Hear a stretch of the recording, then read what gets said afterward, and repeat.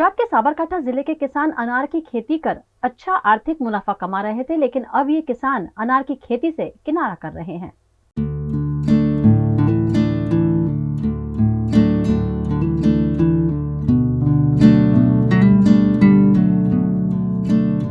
गुजरात का साबरकांठा जिला, जहां 250 से 300 हेक्टेयर जमीन पर अनार की खेती की जाती है। अनार की खेती में खर्च 50,000 के आसपास का होता है और उसके बदले में किसानों को 2.5 से 3 लाख का उत्पादन मिलता है, जिससे पिछले कई वक्त से किसान अनार की खेती कर रहे हैं। अनार की खेती में किसानों को काफी मेहनत लगती है, लेकिन अच्छा आर्थिक मुनाफा मिलने की वजह से किसान अनार की खेती कर रहे हैं।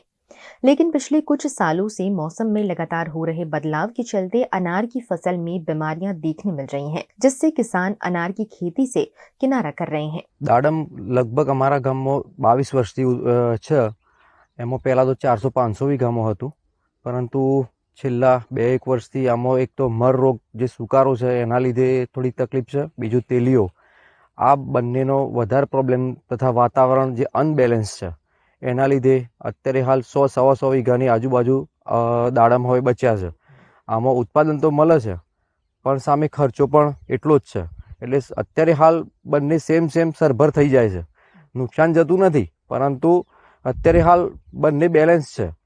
તો હવે અત્યારે હાલ તો દાડમમાં લગભગ 1-2 વર્ષમાં અમારા ગામમાં દાડમ નીકળી પણ જાય અને ભવિષ્યમાં પછી જોઈએ વાતાવરણ સારો થાય કે પછી આ તેલિયાનું પ્રમાણ ઓછું થાય, નવું પ્લાન્ટેશન ભવિષ્યમાં થઈ શકે છે। દાડમની મેરપુરાની અંદર પહેલા 5-7 વર્ષ પહેલા 250 થી 300 વીઘાનું વાવેતર હતું, પણ વાતાવરણ ચેન્જિંગના કારણે અને 50,000 રૂપિયા પર વીઘા ખર્ચો સામે ઉત્પાદન 2-2.5 લાખ રૂપિયા આવતું હતું, પણ આ વાતાવરણ ચેન્જિંગના કારણે ઉત્પાદન ઘટ્યું છે। એટલે અત્યારે હાલ 100 વીઘા આજુબાજુ દાડમનું વાવેતર કરેલ છે અને આમાં વીઘા 50,000નો મિનિમમ ખર્ચો હોય છે અને રિસ્કી બી પાક છે અને उत्पादन भी ए रीते इनु मलतु है। साबरकांठा के कई तालुका में किसान अनार की फसल लेते हैं और लाखों की कमाई भी करते हैं, लेकिन अब अनार की फसल में होने वाली बीमारियों के चलते अनार की फसल लेने वाले किसान परेशानी में आ गए हैं। ખેડૂતો જો દાડમના પાકની વાત કરીએ તો સાબરકાંઠા એક વખત દાડમ માટે બહુ જ આગળ પડતું હતું। હાલના જ સમયમાં બનાસકાંઠા જિલ્લાની અંદર દાડમનું પાક વધુ છે, પણ સાબરકાંઠા જિલ્લાની અંદર પણ દાડમના પાકનું સારું એવું વાવેતર છે અને નવું વાવેતર પણ થયા રાખે છે। શરૂઆતના ગાળામાં જ્યારે એ લોકો દાડમના છોડ લાયા ત્યારે કટકા કલમોથી વાવેતર કર્યું હતું, એટલે તેલિયા અને સુકારા જેવા રોગોના પ્રશ્નો થયા હતા। ત્યારે અમુક ખેડૂત મિત્રોએ દાડમ દૂર પણ કર્યા હતા, પરંતુ સારી જાતના એ લોકો ફરીથી કલમ લાવી અને વાવેતર કર્યું છે। જે આપ વાત કરો છો એ પ્રમાણે મહેરપુરાની આસપાસનો વિસ્તાર છે, કિશોરગઢની આસપાસનો ઈડર ને જે તાલુકાનો જે વિસ્તાર છે અને બીજા જિલ્લાઓમાં પણ તાલુકામાં પણ ખાસ કરીને દાડમનું વાવેતર વધી રહ્યું છે અને ખેડૂત મિત્રોને છેલ્લા 2-3 વર્ષની અંદર જોઈએ તો ખૂબ સારા ભાવ મળી રહ્યા છે, કારણ કે દાડમ પ્રોસેસની અંદર પણ જતું હોય, દાડમના ખેડૂતોને ભાવ મળે છે। દાડમના પાકની અંદર મહેનત વધુ કરવી પડે છે બીજા પાકોની સાપેક્ષમાં, એટલા માટે પણ ઘણી વખત ખેડૂત મિત્રો પાછા પડતા હોય છે, કારણ કે સતત એની અંદર કાળજી રાખવી પડતી હોય, એની અંદર સૂટ નીકળતા દૂર કરવા પડતા હોય, એની અંદર કટિંગના પણ રેગ્યુલર ધ્યાન રાખવું પડતું, ત્યારે તમે બહાર મેળવી શકતા હોય છે। આ બાબતે જો જોઈએ तो खेडूत मित्रों दाडम पाकों अंदर पण सारी एवी आवक मेळवता थया छे। गुजरात के भावनगर पश्चिम और पूर्व के बाकी इलाकों में अशांत धारा का अमलीकरण किया गया।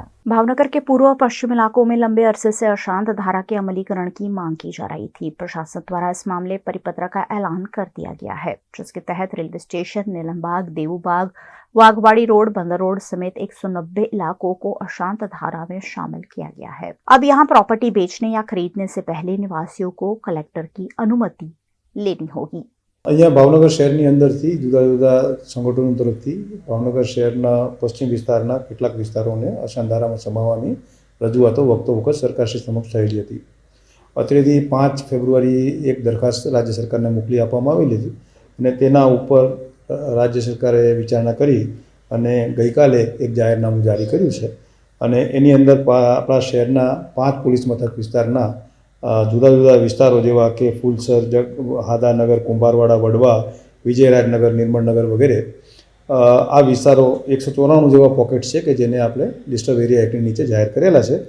આજ રોજ અમે લોકોએ તમામ સંબંધિત અધિકારીઓને એ જાહેરનામાની નકલ અમરવાલી માટે મોકલી આપવામાં આવેલી છે। गुजसी टॉक मामले गुजरात के भावनगर में जीएसटी और पुलिस द्वारा संयुक्त प्रेस कॉन्फ्रेंस का आयोजन किया गया। भावनगर में अब जीएसटी चोरी के मामले बढ़ते जा रहे हैं। राज्य भर में जहां भी जीएसटी घोटाला उजागर होता है, उसका भावनगर कनेक्शन सामने आ रहा है। ऐसे में जीएसटी विभाग ने पिछले दिनों 20 लोगों पर गुडसी टॉक अंतर्गत मामला दर्ज कर कानूनी कार्यवाही की है, जिस पर पत्रकार परिषद में जानकारी दी गई। જીએસટીના કૌભાંડને લગતી અલગ અલગ 5 ફરિયાદ દાખલ કરવામાં આવેલી છે. એમાં પાલિતાણા ટાઉનથી શરૂ કરી નીલમબાગ સુધી ફરિયાદ દાખલ થયેલી છે. ફેબ્રુઆરીના 11 તારીખથી લઈ 2024ના જાન્યુઆરીના 12 તારીખ સુધીના 11 મહિનામાં આ અલગ અલગ જીએસટી કૌભાંડને લગતી ફરિયાદ દાખલ કરવામાં આવેલી છે.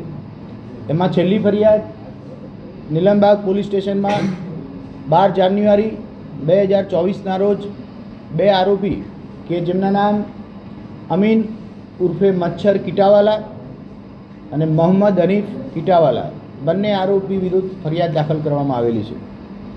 ફરિયાદની ગંભીરતા લઈ પોલીસ ઇન્વેસ્ટિગેશન શરૂ કરવામાં આવે છે. તપાસ દરમિયાન ચંદ્રાજી બાંભણિયા અને મિહિર બગથાર નામના 2 વ્યક્તિઓની પૂછપરછ કરવામાં આવે છે. પૂછપરછ દરમિયાન પોલીસ એ નિષ્કર્ષ ઉપર આવે છે કે આની અગાઉ ભાવનગર રેન્જમાં પડતા તમામ જિલ્લાઓમાં જે અલગ અલગ જીએસટીને લગતી ફરિયાદ દાખલ કરવામાં આવેલી છે એમાં આરોપી સમાન હોવાની શક્યતાઓ છે. એ દિશામાં તપાસ કરતા કુલ 20 આરોપી એવા મળી આવેલા કે જે 2 કે તેથી વધુ ગુનાઓમાં ચાર્જશીટમાં જેનું કોગ્નિઝન્સ લીધેલું હોય. જે ગરીબ અને અશિક્ષિત લોકો છે એમને ઝાંસામાં લઈ અને એમના પાન કાર્ડ અને આધાર કાર્ડનો દુરુપયોગ કરી અને નોંધણી દાખલાની જે ફાઇલ કહેવાય એવી એક ફાઇલ બનાવતા હતા અને એ ફાઇલ પછી નફો લઈને વેચી દેતા હતા. આવી એક મોડસ ઓપરેન્ડી જાણવા મળી.